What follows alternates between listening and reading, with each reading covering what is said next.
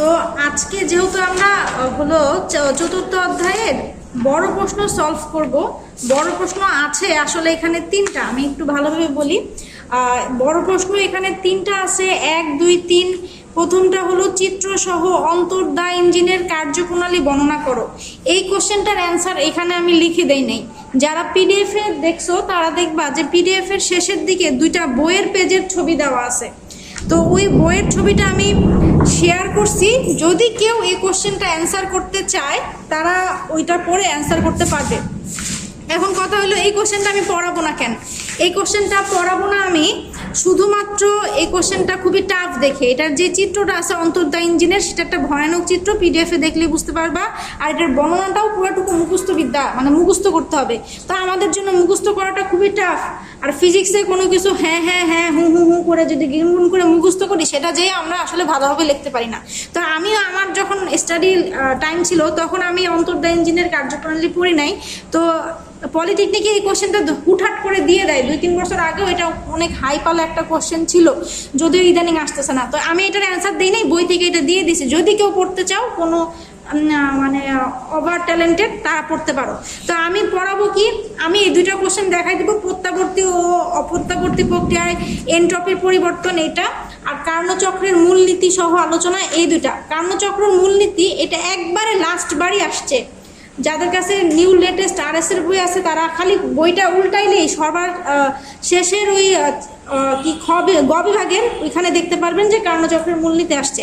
আর এটা তো আপনারা যেহেতু আমার ডিরেক্ট আগের লেকচারটাই ছিলেন না, প্লাস ভিডিও আপাতত এখনও দেখতে পারেন নাই, তো তাদের জন্য বলি আমি একটা ভিডিওতেই সংক্ষিপ্ত প্রশ্ন আর অতি সংক্ষিপ্ত প্রশ্ন আলোচনা করছি। তো আমি এই প্রত্যাবর্তী ও অপ্রত্যাবর্তী প্রক্রিয়ায় এনট্রপির পরিবর্তনটা বোঝানোর জন্য সংক্ষেপে আবার প্রত্যাবর্তী প্রক্রিয়াটা কি, অপ্রত্যাবর্তী প্রক্রিয়াটা কি, আর এনট্রপি কি, এটা একটুখানি বলে দিচ্ছি যাতে আপনাদের জন্য সহজ হয়।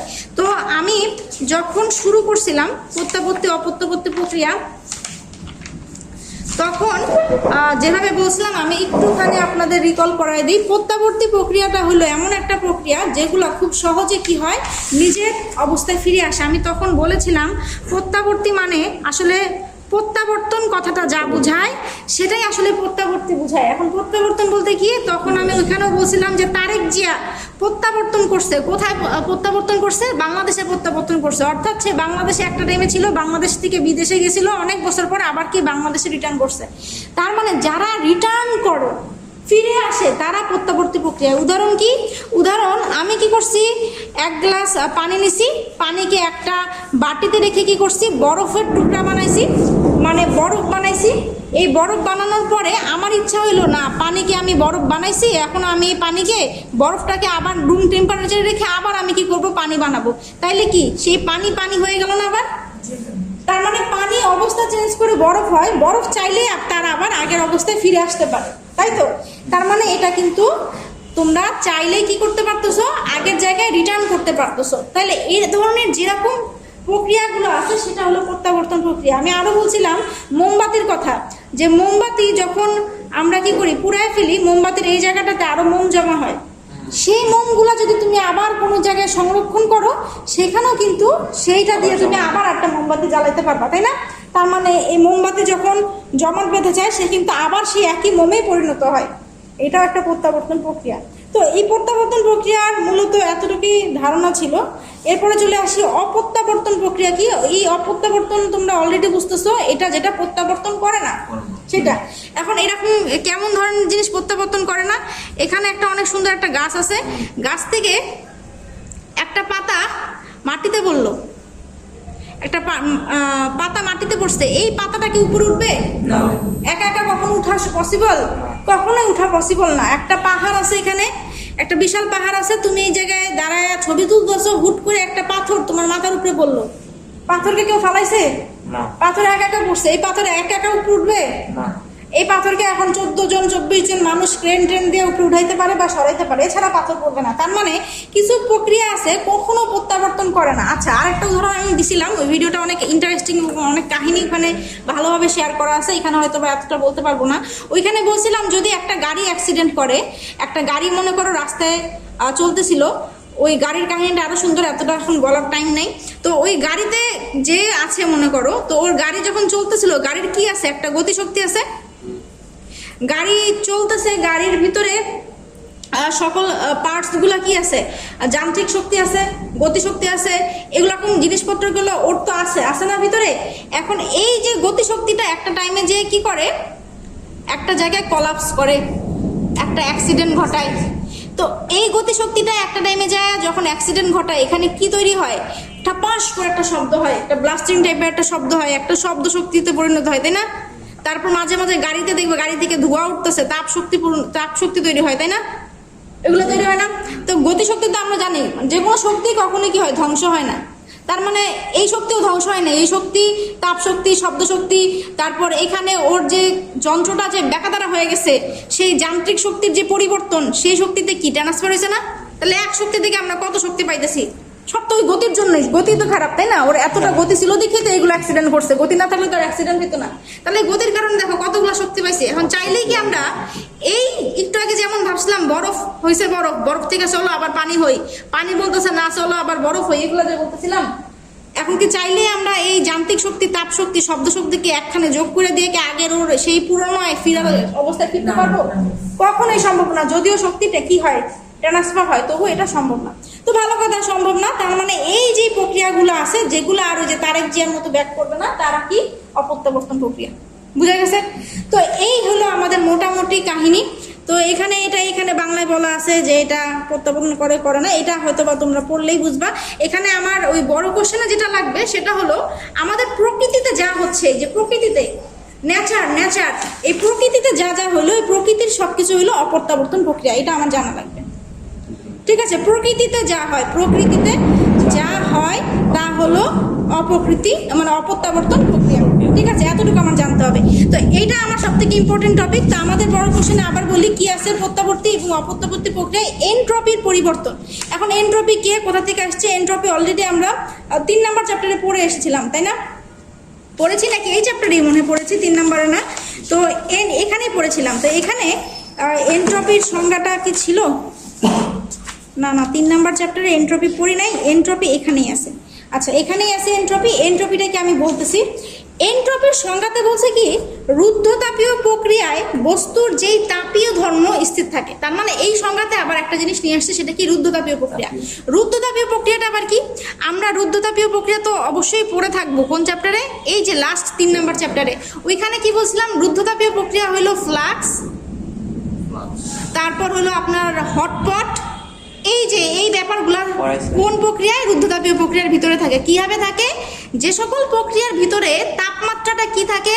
লকড থাকে, লকড, ঠিক আছে? লক করা থাকে, আবদ্ধ থাকে, যেখানে তাপমাত্রা বাইরেও যাইতে পারে না, যেখানে তাপমাত্রা ভিতরেও আসতে পারে না, সেই সকল প্রক্রিয়াগুলো কি? রুদ্ধতাপীয় প্রক্রিয়া। আমি একবার দেখাই দিতে পারি। এই যে এইখানে সমতাপের পরে এই যে প্রক্রিয়া সিস্টেম থেকে তাপ বাইরে যায় না বা বাইরে থেকে তাপ সিস্টেমে আসে না, তাকে রুদ্ধতাপীয় প্রক্রিয়া বলে। আমাদের তাপগতিবিদ্যার প্রথম সূত্র যেটা ছিল ডিকিউ সমান ডিইউ প্লাস ডিডব্লিউ, এখানে তাপটা ডিরেক্ট 0 হয়ে যায়, তাপ নাই, তাহলে এক ইকুয়েশন হয় ডিডব্লিউ মাইনাস ডিইউ। এটা আমরা জানি, তাই না? এই যে এই প্রক্রিয়াটা, অর্থাৎ এই ফ্লাক্সের ভিতরে রুদ্ধতাপীয় প্রক্রিয়া বস্তুর যেই ধর্মটা স্থির থাকে, এই ফ্লাক্সের ভিতরে যা ঘটে, যেই বৈশিষ্ট্য থাকে, যেই ধর্ম থাকে বস্তুর, সেই ধর্মটাকে আমরা বলি এনট্রপি। এখন তারপরও তো অনেক কঠিন লাগতেছে, বুঝি নাই, এটার জন্য আমি অলরেডি ভিডিও বলছি, তারপরও আমি আবার একটু বলতেছি। এখানে আসলে কি হচ্ছে এনট্রপিটা, এই জায়গাটা যখন লকড করে দিছি আমি, লকড, তখন এখানকার প্রত্যেকটা অণুপরমাণু কি হয়? সুশৃঙ্খল থাকে, মানে সাজানো থাকে, গোছানো থাকে। যেমন একটা উদাহরণ দেই, কারো একটা সেন্টের বোতল আছে, সেন্টের বোতলের ভিতরে সেন্ট কি থাকে? সেন্টগুলা তরল অবস্থায় থাকে এবং খুবই সুন্দরভাবে একটা সুন্দর একটা প্যাটার্নে থাকে, একটা প্যাটার্নে থাকে। এখন আমি কি করলাম? সেন্ট এভাবে পাঞ্চ করলাম, সেন্টটা বের হয়ে গেল। এইখানে সেন্টের অণুগুলা যত সুন্দর প্যাটার্নে ছিল, একবারে মিষ্টি যেরকম সাজায় রাখে ওরকম ছিল, এখন পুরা বাসাটার ভিতরে যে সেন্ট ছড়াই গেছে, এখানে কি অণুগুলা ওরকম ভাবে আছে? নাই। ক্লিয়ার? তাইলে যে এই যে এটার ভিতরে যখন ছিল, ওর এনট্রপি ছিল কি? এনট্রপি হলো গিয়া খুবই কম ছিল। ভালো করে বুঝো, এনট্রপি ছিল খুব কম। আর এই যে বাইরে ছড়াই গেল, ওর এনট্রপি বাইরে ছড়ানোর কারণে ওর এনট্রপি হয়ে গেল বেশি। তার মানে এনট্রপি হলো বিশৃঙ্খলার পরিমাণ, বিশৃঙ্খলার পরিমাণটা হলো এনট্রপি। যে যত বিশৃঙ্খল তার এনট্রপি তত বেশি। ঠিক আছে, এখানে রুদ্ধতাপীয় প্রক্রিয়া বস্তুর যে তাপীয় ধর্ম স্থির থাকে, তাপীয় ধর্ম স্থির থাকে বলতে বোঝাচ্ছিল যে এরা চুপচাপ বসে আছে, এরা সুশৃঙ্খল আছে, এদের তাপীয় ধর্ম, ওরা যে লড়াচড়া করে বিশৃঙ্খল হয়ে যায়, সে বিশৃঙ্খল না হয়ে ওরা সুশৃঙ্খল আছে, এর জন্য ওদের তাপীয় ধর্মটা স্থির আছে। এটাই হলো এনট্রপি। তারপর আমি আরো সহজে বলছি, এনট্রপি হলো বিশৃঙ্খলার পরিমাণ যা প্রকৃতপক্ষে তাপ শক্তিকে কাজে রূপান্তরের অক্ষমতাকে নির্দেশ করে। এখন বিশৃঙ্খলার পরিমাণ, এটা তো কেউ যদি আমাকে বলে যে ম্যাডাম আমি লিখবো, এটা লিখবো না, আমি লিখবো এনট্রপি হলো বিশৃঙ্খলার পরিমাণ, যা দিয়ে বিশৃঙ্খলার পরিমাণ করা যায় তাকে এনট্রপি বলে, তাও কিন্তু অ্যান্সারটা হবে। ঠিক আছে, বিশৃঙ্খলার পরিমাণ। এখন যা প্রকৃতপক্ষে কোনো তাপ শক্তিকে কাজে রূপান্তরের অক্ষমতা, এটা মানে কি? এটা মানে হলো যদি তুমি তাপ শক্তিকে কি করো, লক করে রেখে দাও। তাপ শক্তি থেকে আমরা কি করছি, একটা জায়গায় বন্দি করে রেখে দিছি, তাপ শক্তি এখানে আটকা, তাহলে এটা বাইরেও যাবে না, বাইরের তাপ শক্তিও আসবে না, তাহলে কি এটার কোনো ট্রান্সফার ঘটবে? না। ওকে অন্য শক্তিতে রূপান্তর হতে পারবে? তাহলে ও তো অন্য শক্তিতে রূপান্তরিত হতে পারবে না। কোনো প্রকার কি আউটপুট আসবে, কোনো প্রকার কাজ হবে? কিছুই হবে না, ওটা তো আমি লকই করে রেখে দিছি। এর জন্যই এখানে বলতেছে যে তাপ শক্তি আটকা, তাপ শক্তিকে কাজ করতে পারতেছে না, এটা তাপ শক্তিকে কাজে রূপান্তরের অক্ষমতাকে নির্দেশ করে। ঠিক আছে, তো এরপরে এনট্রপির একটা তাৎপর্য আছে যেটা বোর্ডে অনেকবার আসছে, এটা আমি প্রথম যে এই প্লেলিস্টের প্রথম ভিডিওতে বুঝাইছি। তারপর সব থেকে হাইপালা কোশ্চেন ছিল মহাবিশ্বের তাপীয় মৃত্যু কি, সেটাও আমি বুঝাই দিয়েছি কেন তাপীয় মৃত্যু ঘটে। এটা এনট্রপি রিলেটেড একটা কোশ্চেন, অনেকবার আসছে। আর এনট্রপি কেন ধনাত্মক বা ঋণাত্মক, এটা আমি আশা করি ওই ভিডিও দেখে আপনারা করে নেবেন। ঠিক আছে, এটা আমি আর আপাতত এখানে বলতেছি না, ভিডিও লম্বা হয়ে যাবে। তো আমরা অলরেডি অনেক কিছু বুঝতে পারলাম। আচ্ছা, আরেকটা জিনিস বলে রাখি এখানে, তার মানে আমরা এনট্রপিটা তো ক্লিয়ার যে এনট্রপিটা কি। এনট্রপি হলো ওয়ান কাইন্ড অফ বিশৃঙ্খলা, যত বেশি বিশৃঙ্খল তার এনট্রপি কি তত বেশি। তাইলে আমাকে বলো তো, যার বিশৃঙ্খলা বেশি তার এনট্রপি বেশি। বিশৃঙ্খলা সমানুপাতিক এনট্রপি, মিনিং তো এটাই নাকি? আচ্ছা, বিশৃঙ্খলা আর এনট্রপি সমানুপাতিক। আমাকে বলুন দেখি, প্রকৃতি, এই যে আমাদের নেচার, প্রকৃতির জিনিসপত্র কি গোছানো নাকি বিশৃঙ্খল? বিশৃঙ্খল। একটা আমি উদাহরণ দিই। আমি গেছি কক্সবাজারে গেছি সমুদ্র সৈকতের পাশে, হ্যাঁ, সি বিচের পাশে। এখন আমরা অনেকেই দেখি, যদি নাও করে থাকি, অনেকে দেখবে বাচ্চারা বানায় বিল্ডিং টাইপের বানায়, দিয়ে বালি দিয়ে বানায় না, বাচ্চারা বিল্ডিং বানায়, তারপর টিলা টাইপের বানায়। তো ওরকম টিলা তুমি সকালবেলা যে সি বিচে বানাইছো, বানানোর পরে তুমি বিকালবেলা ওটা ওখানে রাখা, বিকালবেলা আসছো, বিকালবেলা তোমার এই বাড়ি থাকবে? তাহলে তুমি যে একটা প্রকৃতিকে যে আমরা সাজাচ্ছি, সেটা কি সাজানো অবস্থায় থাকবে? থাকবে না। তার মানে আমাদের প্রকৃতিতে কোনো কিছু সাজানো থাকে না। প্রকৃতি মানেই বিশৃঙ্খলা। প্রকৃতি যত দিন যাইতাছে বিশৃঙ্খলাই খালি তৈরি হইতাছে। বুঝা গেছে? প্রকৃতির কিছু সাজানো থাকে না। আমি ওই আগের ভিডিওটাতে আরো একটা উদাহরণ দিছিলাম। কি উদাহরণ? সেটা হলো কি, একটা গাছ আছে। আচ্ছা, একটা ফোন আসছে। ওকে, তা আমি আরেকটা উদাহরণ বলি। মনে করেন এখানে একটা গাছ আছে, গাছ। এখন এই গাছটা কেবল হয়েছে, ঠিক আছে, গাছটা হয়ে গেছে, ভালো কথা। এখন এই গাছের নিচে তো কিছুই ছিল না, আপনি গাছ বপন করে দিয়ে চলে গেছেন। আজ থেকে আপনি কয় বছর পরে আসলেন? আপনি আসলেন আজ থেকে 5 বছর পর। তা আপনি আইসা যদি এই এলাকায় অন্য কোনো মানুষজন না আসে, আপনি আইসা এখানে কি দেখবেন? এই জায়গাটা অনেক পরিষ্কার না, পরিষ্কার থাকবে। যদি আগাছাও না থাকে, নিচে তো লাল লাল সাদা সাদা একবারে শুকনা পাতার অভাব থাকবে না, পুরোটা তো বিছায় থাকবে, তাই না? কারণ এক বসন্ত গেছে, আরেক বসন্ত আসছে, ওর পাতা পড়ছে, পাতা হয়েছে, পাতা গেছে, হ্যান ত্যান অনেক কাহিনী একা ঘটছে। আমাদের কারোই লাগে না, এই প্রকৃতি একাই এলোমেলো হইতেছে, একবারে ও বিশৃঙ্খল হচ্ছে, তাই না? তো প্রকৃতি সারা জীবন বিশৃঙ্খল হবে। এখন প্রকৃতি যদি সারা জীবন বিশৃঙ্খল হয়, প্রকৃতির এনট্রপি কি বাড়বে নাকি কমবে? বাড়বে, স্বাভাবিক যে প্রকৃতির এনট্রপি সবসময় বাড়তে থাকবে। আচ্ছা, এখন আরেকটা কথা বলেন, প্রকৃতি আমার বিশৃঙ্খল, প্রকৃতির এনট্রপি বাড়ে, সব ঠিক আছে। প্রকৃতিতে কোন প্রক্রিয়া হয়?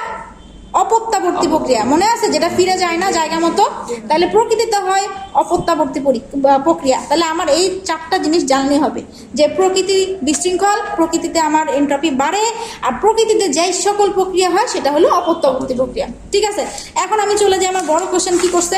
আমার বড় কোশ্চেন বলছে প্রত্যাবর্তী এবং অপ্রত্যাবর্তী প্রক্রিয়ায় এনট্রপির পরিবর্তনটা আপনি একটু কষ্ট করে আলোচনা করে দেন। আচ্ছা, আমি চলে আসি প্রত্যাবর্তী প্রক্রিয়ার ক্ষেত্রে এনট্রপির যে পরিবর্তন সেটাতে। এখন দেখেন প্রত্যাবর্তী প্রক্রিয়ার ক্ষেত্রে আবার সেই একই কাহিনী বলছে, যে প্রক্রিয়া চূড়ান্ত অবস্থা থেকে বিপরীতমুখী হয়ে প্রাথমিক অবস্থায় ফেরত আসে, এটা আমাদের কি ছিল? প্রত্যাবর্তী প্রক্রিয়া। আমার এটা হলো গিয়া একটা অবস্থা, এখান থেকে আমি এক অবস্থায় গেছি, চূড়ান্ত অবস্থা থেকে আবার কি করব, ব্যাক করে আবার সে আগের জায়গায় আমি ফিরে আসতে পারি, এটা হলো প্রত্যাবর্তন প্রক্রিয়া। আমরা ওইখানে যে সংজ্ঞা বলবো সেই সংজ্ঞাটা দিয়ে আপনি কোশ্চেনের বড় কোশ্চেন লেখা শুরু করবেন। শুরু করে দিচ্ছেন, ভালো কথা। প্রত্যাবর্তী প্রক্রিয়ায় কোনো সিস্টেম প্রাথমিক অবস্থা থেকে চূড়ান্ত অবস্থায় যাওয়ার সময় এনট্রপি যতটুকু বৃদ্ধি পায়, ভালো করে বুঝছেন। আচ্ছা, চূড়ান্ত প্রাথমিক অবস্থা কি? প্রাথমিক অবস্থা আমার পানি, চূড়ান্ত অবস্থা আমার কি? চূড়ান্ত অবস্থা হলো আমার বরফ। তাহলে পানি মনে করেন যে, আচ্ছা প্রাথমিক চূড়ান্ত অবস্থায় যাওয়ার সময় আবার চূড়ান্ত অবস্থা, আচ্ছা পানি এইখানে, আচ্ছা পানি বরফ না চিন্তা করে আমরা একটা কাজ করতে পারি, বরফ এবং বরফ থেকে পানি এটাই চিন্তা করি, যে বরফটা কি হয়ে গেছে? বরফ হয়েছে পানি। তো বরফ যখন বরফ ছিল, ওর অণুগুলা কি থাকে? সাজানো আছে, অনেক সুন্দর সাজানো আছে। তো এই বরফটাকে আমি যখন পানির গ্লাসে পানিতে পরিণত করলাম, বরফে অণু যতটা সাজানো, এখানে কি সাজানো আছে? না, এখানে আছে বিশৃঙ্খল অবস্থায়। তাইলে এই যে ওর একটা অবস্থা থেকে ও পানি হইল, ও কি হইল? বিশৃঙ্খল হইল। তার মানে কি ওর এনট্রপিটা বাড়লো না? এনট্রপি একটা পরিমাণ বাড়ে না, নির্দিষ্ট পরিমাণ এনট্রপি বাড়লো। এখন আমি ওকে আবার এই পানি থেকে আবার বরফ করব, তাইলে কি ওর এই বিশৃঙ্খল অবস্থা থেকে আমি আবার এটাকে কি করব? সুশৃঙ্খল করব। তাইলে কি ওর এনট্রপিটা এবার কমবে না? এই প্রক্রিয়াটাতে, অর্থাৎ এই প্রত্যাবর্তী প্রক্রিয়াতে কি হবে? প্রত্যাবর্তীতে একটা অবস্থা থেকে আরেকটা অবস্থায় গেলে যতটুকু এনট্রপি বাড়ে ওই অবস্থা থেকে আবার রিটার্ন করলে ততটুকু এনট্রপি কমে যায়। বুঝতে পারছেন? ও এই সুশৃঙ্খল থেকে বিশৃঙ্খল হলে ওর এনট্রপি যতটুকু বাড়লো, বিশৃঙ্খল থেকে আবার সুশৃঙ্খল হলে ওর এনট্রপি ততটুকু আবার কি হয়ে যায়? কমা যায়। এই কারণে কি হয়? এনট্রপির কোনো পরিবর্তন হইলো? যতটুকু বাড়ছি, এখানে দুই এনট্রপি বাড়লে এখানে 2 কমছে, তাহলে পরিবর্তন কি? 2 থেকে 2 বিয়োগ দিলে তোমার কি হয়? 0। অর্থাৎ প্রত্যাবর্তী প্রক্রিয়ায় এনট্রপির কোনো পরিবর্তনই হয় না, 0 পরিবর্তন হয়, কিন্তু এটা হলো 0। এটাও সমান, দুইটাই কি সমান। এখানে এটাই বলছে, কোন সিস্টেমে প্রাথমিক অবস্থা থেকে চূড়ান্ত অবস্থায় যাওয়ার সময় এনট্রপি যতটুকু বাড়ে, আবার বিপরীত পথে চূড়ান্ত থেকে যদি প্রাথমিকে ফিরে আসি, তাহলে ততটুকু এনট্রপি হ্রাস পায়। বুঝা গেছে? অর্থাৎ পূর্ণ চক্র শেষে প্রাথমিক অবস্থায় সিস্টেমটি আসলে এনট্রপির মোট পরিবর্তন 0 হয়। অর্থাৎ এখান থেকে আমি যাইয়া এখানে পানি হয়েছি, পানি থেকে আবার আমি বরফ হয়েছি, একটা পূর্ণ একটা সাইকেল হয়ে গেল না? এখান থেকে পানি থেকে আবার বরফ, এই সাইকেল পূর্ণ হইতে আমাদের এনট্রপির মোট পরিবর্তন 0। গেছি আসছি একই জিনিস। তার মানে আমার ডেল এস, এনট্রপিকে আমরা এস দ্বারা প্রকাশ করি, ডেল দিয়ে আমি পরিবর্তন বুঝাচ্ছি, তাহলে ডেল এস মানে হলো 0। প্রত্যাবর্তী প্রক্রিয়ায় এনট্রপির পরিবর্তন আমাদের 0 হয়। বুঝা গেছে? তারপর চলে যাচ্ছে অপ্রত্যাবর্তী প্রক্রিয়ার ক্ষেত্রে। এখানে আমরা অপ্রত্যাবর্তী প্রক্রিয়ার পুরো সংজ্ঞাটা দিব। যে প্রক্রিয়া বিপরীতমুখী হয়ে প্রত্যাবর্তন করে না তাকে অপ্রত্যাবর্তী প্রক্রিয়া বলে। প্রকৃতির অধিকাংশ ঘটনাই আমরা কি জানি? অপ্রত্যাবর্তী, অর্থাৎ নিজেই ঘটে। এই প্রক্রিয়ায় বিশৃঙ্খলার পরিমাণটা কি হয়? বৃদ্ধি পায়। প্রকৃতিতে যত যায় দিন যাবে, প্রকৃতি কি হবে? বিশৃঙ্খলার পরিমাণ বৃদ্ধি পাবে। আচ্ছা, চূড়ান্ত অবস্থায় যেতে, এটাতে অবস্থাটা দেখো, চূড়ান্ত আমার যে অবস্থাটা আমি চিন্তা করছি, চূড়ান্ত অবস্থায় যেতে বস্তুটি যে এনট্রপি বৃদ্ধি পায়, মানে আমার নর্মাল ছিল, নর্মাল থেকে আমি কি হয়েছি? চূড়ান্ত অবস্থায় গেছি। এখানে যেতে আমার যেই এনট্রপিটা বৃদ্ধি পাইছে, সেই পরিমাণ এনট্রপি যখন আমরা এইখান থেকে এই জায়গায় যাব উল্টা, সেই পরিমাণ এক্স্যাক্টলি সেই সমান এনট্রপি আমরা কমাইতে পারি না। যতটুকু বৃদ্ধি হয় ততটুকু আগের মতো কমে না। এই বৃদ্ধিটা এনট্রপিটা বৃদ্ধি থেকে যায়। যেমন আমি বলছিলাম ওই যে পাহাড় থেকে আমাদের কি পড়ে, পাথর পড়ে, পাথর পড়তে পড়তে এই যে এলাকাটা যে বিশৃঙ্খল হয়ে গেল, অর্থাৎ এস এর মান যে বাড়লো, তুমি চাইলেই এখান থেকে এটার উল্টা দিকে নিয়ে যেতে পারবা না। বুঝতে পারছো? অর্থাৎ এস এর মান এনট্রপি বাড়লোই খালি, এটা একা একা সমানভাবে রিটার্ন হবে না। এটা যদি তুমি রিটার্ন করতেও চাও, তোমাকে কাঠ খড় এই আসরে এই ধররে উঠাও রে, ক্রেন আনো রে, আরো ক্রেন আনো, আরো তোমার এখানে হট্টগোল তৈরি করতে হবে। এটা সুন্দরভাবে চুম করে উঠা যাবে না। বুঝতে পারছো? 25 জন 100 জন মানুষ আনো, নাহলে ক্রেন আনো, ক্রেন দিয়ে উঠাও, আরো 30 দিন এখানে পড়ে থাকবে, 30 দিন পরে গেলে উঠবে, না এলে উঠবে না, তাই না? অর্থাৎ আমার যত সুন্দরভাবে এস বাইরে গেছিল, তত সুন্দরভাবে এস কইমা যায় না। ঠিক আছে, এটা এখানে বলছে চূড়ান্ত অবস্থায় যেতে বস্তুর যে পরিমাণ এনট্রপি বৃদ্ধি পায়, সেই পরিমাণ এনট্রপি হ্রাসের সুযোগ থাকে না। কোথায় থাকে না? অপ্রত্যাবর্তী প্রক্রিয়া থাকে না, কারণ বস্তুটি চূড়ান্ত অবস্থা থেকে আর প্রাথমিক অবস্থায় কোনো দিনই ফিরে আসে না। গাছের পাতা কোনো দিনই গাছ থেকে উপরে উঠবে না, ডান করে। গাছের পাতা নিচে পড়লে শেষ। তুমি যদি এখন আঠা দিয়ে গ্লু দিয়ে লাগাই দাও, সেটা অন্য কথা, কোনোদিনই এটা ফিরে আসবে না। অর্থাৎ অপ্রত্যাবর্তী প্রক্রিয়ায় এনট্রপি সারা জীবন বৃদ্ধি পাইতে থাকে, এটার কোনো ক্ষমা নাই, মাফ না, কোনো মাফ নাই এটার। তাইলে এটাই বলছে এনট্রপি ধনাত্মক হয়, এর ডেলেস সবসময় 0 থেকে বেশি হবে। একটু আগেরটা ছিল সমান, এটা হলো 0 থেকে বেশি। অপ্রত্যাবর্তী প্রক্রিয়ায় এনট্রপির পরিবর্তন ধনাত্মক হবে। বুঝা গেছে? ক্লিয়ার? আচ্ছা, তাহলে এইখানে মোটামুটি আমাদের এই প্রত্যাবর্তী এবং অপ্রত্যাবর্তী প্রক্রিয়ার এই বড় প্রশ্নের ব্যাখ্যা শেষ হয়ে গেল। যদিও এখানে আবারও প্রত্যাবর্তী অপ্রত্যাবর্তী এবং এনট্রপি নিয়ে অনেক কিছু আলোচনা করা হয়েছে, তারপরে এদের ডিটেলস জানার জন্য এবং এখানে যে 3টা পার্থক্য আছে প্রত্যাবর্তী অপ্রত্যাবর্তীর প্রতিটা পয়েন্ট, বাষ্পীয় ইঞ্জিন, পেট্রোল ইঞ্জিন, অন্তর্দাহ ইঞ্জিন, বহির্দাহ ইঞ্জিন, এগুলো আমরা অবশ্যই ভালো করে শিখবো। এবং মোস্ট ইম্পর্টেন্ট কোশ্চেন, মহাবিশ্বের তাপীয় মৃত্যু কি, যেটা সম্পূর্ণ এনট্রপি রিলেটেড, এটা অনেকবার এসেছে। এই কোশ্চেনটা আমরা অবশ্যই আগের ভিডিও দেখে সলভ করে ফেলবো ইনশাল্লাহ।